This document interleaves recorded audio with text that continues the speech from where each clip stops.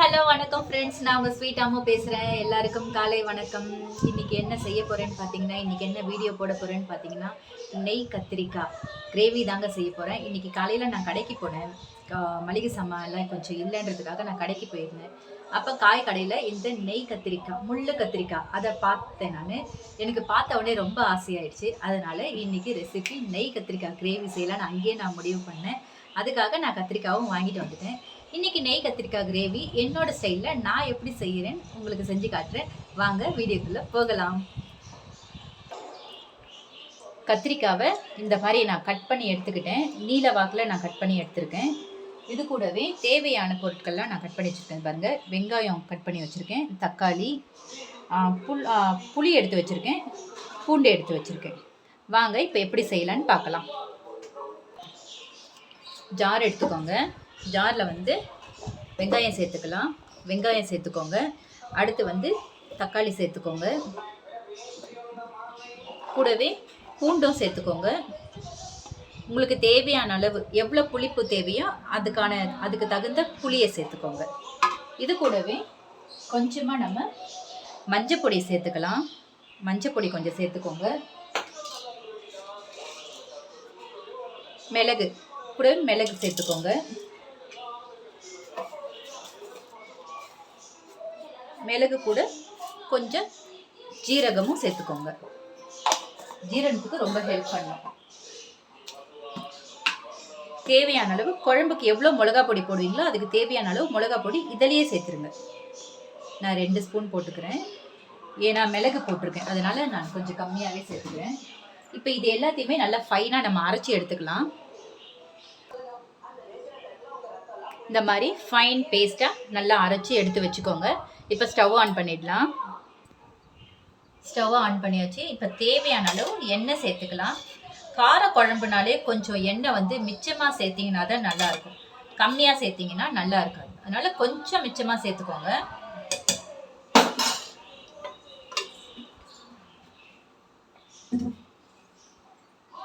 எண்ணெய் நல்லா காயட்டும்.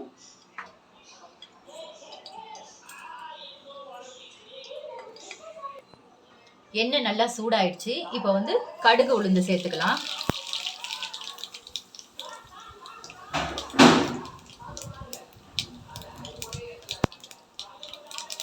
அடுத்து வெந்தயம் சேர்த்துக்கோங்க. 4 வெந்தயம் சேர்த்துக்கோங்க. இது கூட 2 காஞ்ச மிளகா, வர மிளகா கிள்ளி போட்டுக்கோங்க. அடுத்து பூண்டு தட்டி போட்டுக்கோங்க. ஆல்ரெடி பூண்டு நம்ம அரைக்கிறதுலையும் போட்டிருக்கோம், இதுலேயும் பூண்டு போட்டுக்கோங்க. இப்போ நம்ம கருவேப்பிலை சேர்த்துக்கலாம். இப்போ அரைச்சி வச்சிருந்தோம் இல்லையா, இந்த விழுதை உள்ள சேர்த்துக்கோங்க.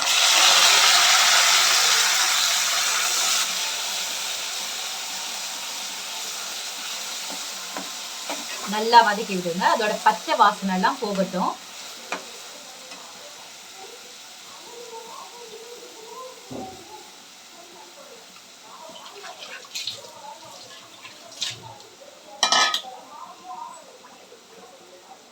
நல்லா வதக்கிடலாம்.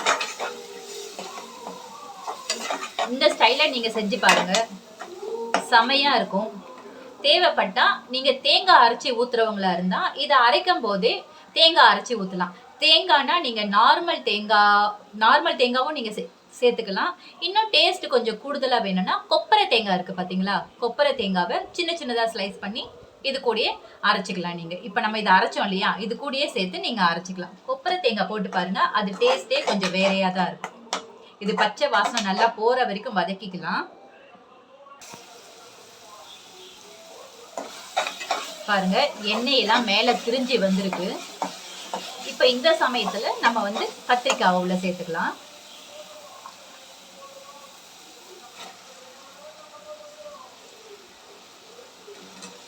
கத்திரிக்காவை சேர்த்து நல்லா வதக்கி விடுங்க. இந்த எண்ணெயிலே கத்திரிக்காய் கொஞ்சம் வதங்கணும். முள்ளு கத்திரிக்காய்னா அப்படிதான், நெய் கத்திரிக்காய்னா எண்ணெயிலே அது கொஞ்சம் வதங்கினாதான். சிலவங்க என்ன பண்ணுவாங்க, கத்திரிக்காய் போட்டுட்டு 2 வதக்கிட்டு உடனே தண்ணி ஊற்றி வச்சிருவாங்க. அந்த மாதிரி பண்ணாதீங்க. கத்திரிக்காய் கொஞ்சம் எண்ணெயில் வதங்கணும். ஒரு 2 நிமிஷம் வதங்கட்டும், மூடி வைப்போம். நீங்கள் இந்த மாதிரி செஞ்சு பாருங்கள். செஞ்சு பார்த்துட்டு நீங்கள் எப்படி இருக்குன்னு எனக்கு கமெண்டில் சொல்லுங்கள்.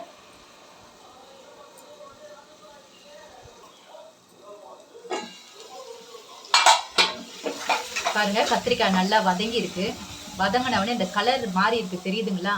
கத்திரிக்காய் இந்த மாதிரி கலர் மாறணும். எண்ணெயிலேயே வதங்கணும். நான் போடும்போது கத்திரிக்காய் ப்ளூவாக இருந்தது. இப்போ கத்திரிக்காய் பாருங்கள் கலர் மாறி இருக்கு பாருங்கள். இந்த மாதிரி எண்ணெயிலேயே வதங்கட்டும். இப்போ இது கூட தேவையான அளவு உப்பு சேர்த்துக்கோங்க. இந்த டிஷ்ஷுக்கு தேவையான அளவு உப்பு சேர்த்துக்கோங்க.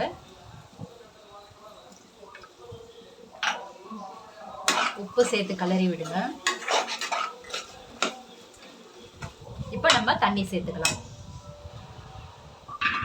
உங்களுக்கு எவ்வளோ தேவையோ அவ்வளோ தண்ணி சேர்த்துக்கோங்க. நான் மிக்ஸி அரைச்சேன் இல்லையா, ஜாரில் அரைச்சேன் இல்லையா, அதை கலக்கி நான் தண்ணி சேர்த்துக்கிறேன்.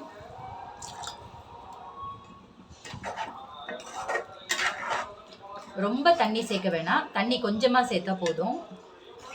ஏன்னா நம்ம வைக்க போகிறது குழம்பு இல்லை, கிரேவி தான். அதனால தண்ணி கொஞ்சமாக இருந்தால் போதும். இப்போ நம்ம மூடி போட்டு மூடி வச்சிடலாம்.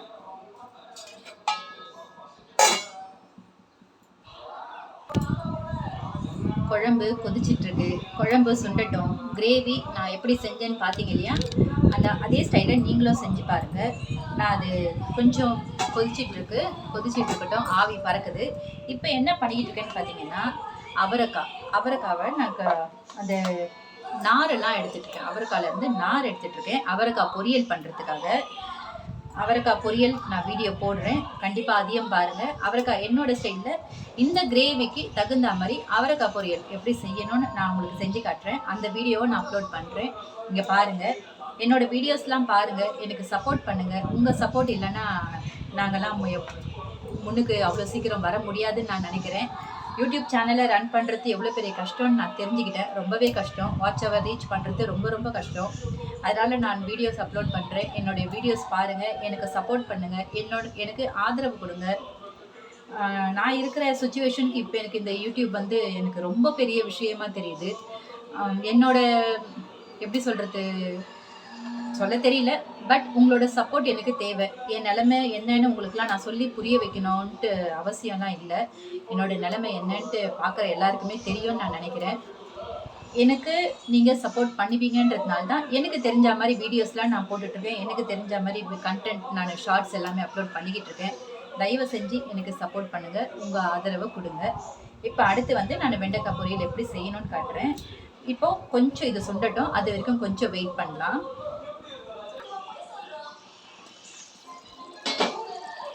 கிரேவி ரெடி ஆயிடுச்சு பாருங்கள். அவ்வளோதாங்க, கத்திரிக்காயெலாம் நல்லா வெந்து வந்திருக்கு பாருங்கள். இதாங்க முள்ளு கத்திரிக்காய், நெய் கத்திரிக்காய் அருமையாக ரெடி ஆயிருக்கு. இந்த ஸ்டேஜில் நம்ம ஆஃப் பண்ணிடலாம்.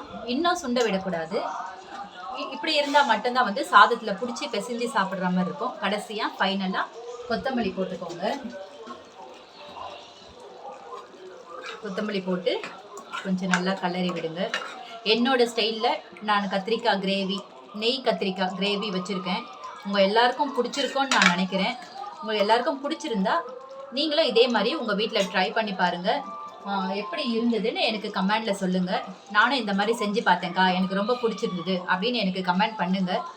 ஓகே, இந்த வீடியோ உங்களுக்கு பிடிச்சிருந்தா லைக் பண்ணுங்கள், ஷேர் பண்ணுங்கள், கமெண்ட் பண்ணுங்கள், சேனலை சப்ஸ்கிரைப் பண்ணுங்கள். உங்கள் சப்போர்ட்டை நான் ரொம்ப ஆதரவாக எதிர்பார்க்குறேன். தேங்க்யூ. மறுபடியும் நான் வந்து அவரைக்காய் காட்டினேன் இல்லையா, அவரைக்காய் வந்து இதுக்கு ஆப்டாக எப்படி வந்து சைட் டிஷ்ஷாக அவரைக்காய் எப்படி பொரியல் பண்ணோன்னு நான் உங்களுக்கு செஞ்சு காட்டுறேன். அடுத்த வீடியோவில் அதுவாக தான் இருக்கும்.